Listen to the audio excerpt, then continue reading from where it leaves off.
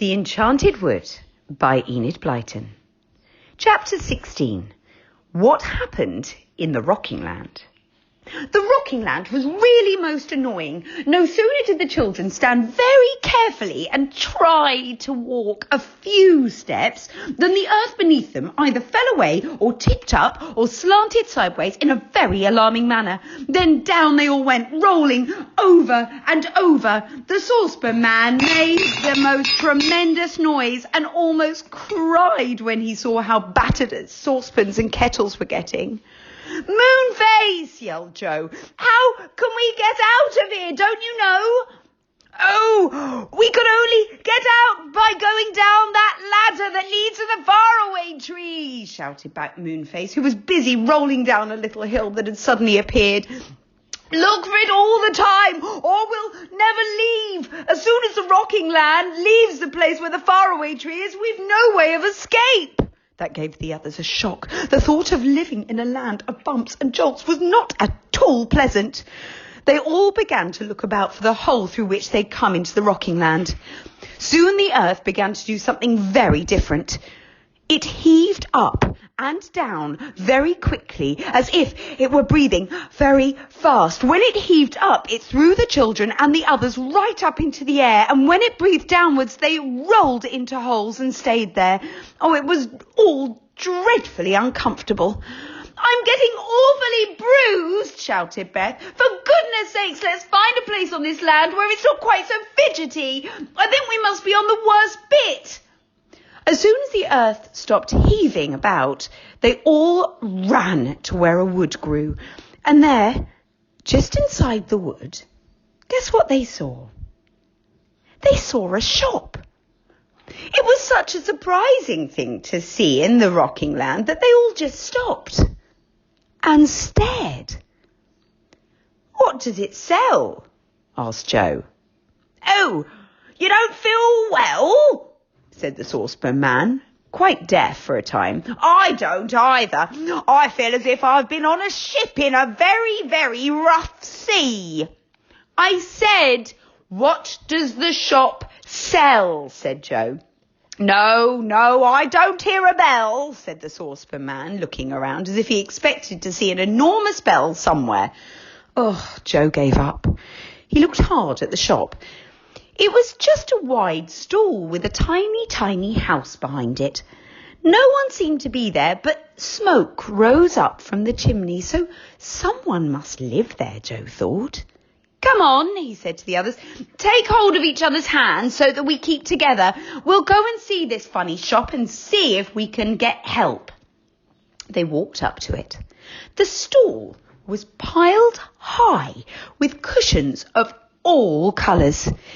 Each one had a rope tied to it. "How funny," said Beth in astonishment. "Cushions with ropes? Now who in the world would want to buy cushions here?"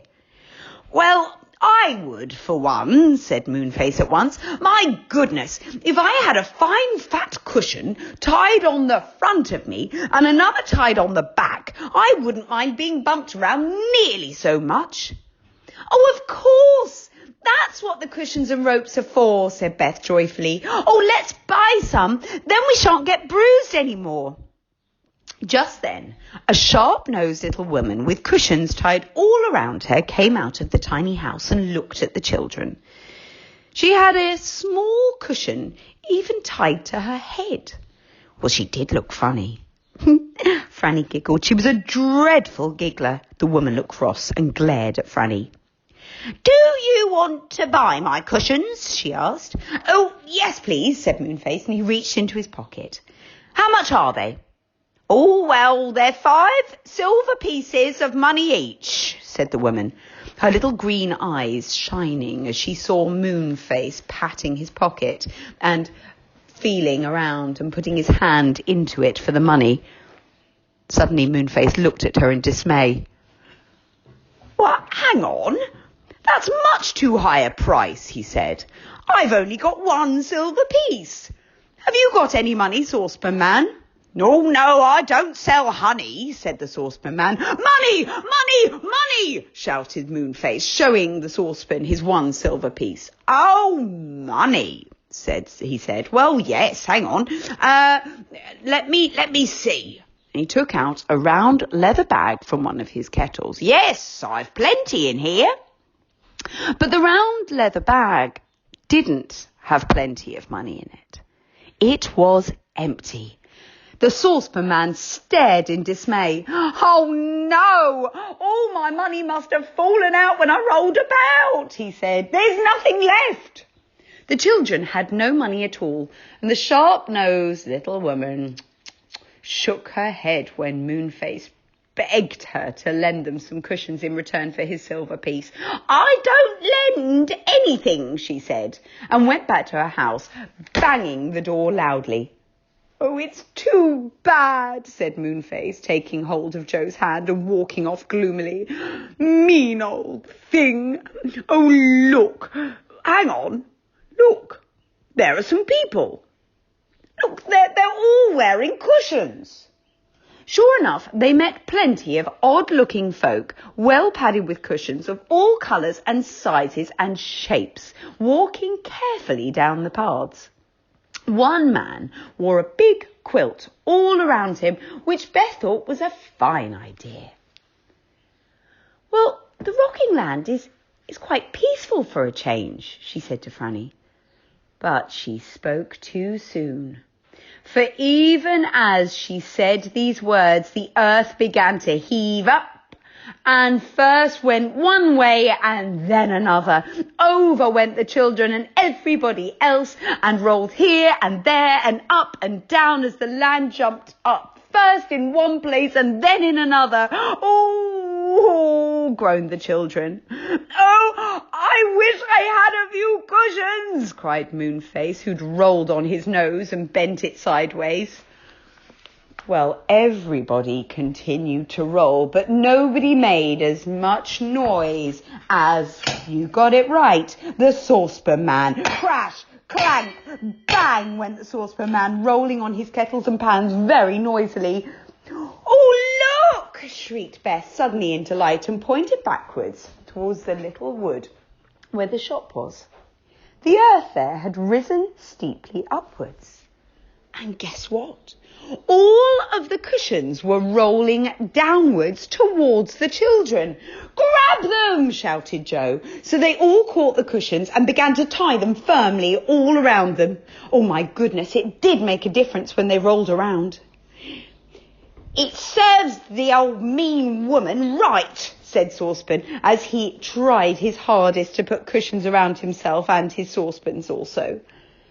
Suddenly, one of the people in the rocking land gave a frightened shout and clutched hold of a nearby tree. "Shh!"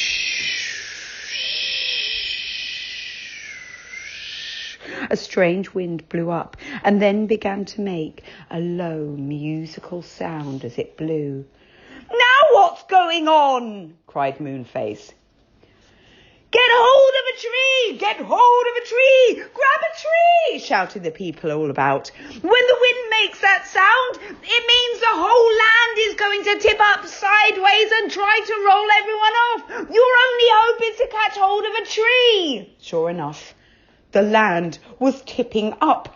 Not in bits and pieces as it done before, but the whole of it. It was extraordinary. Moonface was very frightened. He tried to get a tree. He shouted to the others, "Catch hold of a tree! Hurry up!"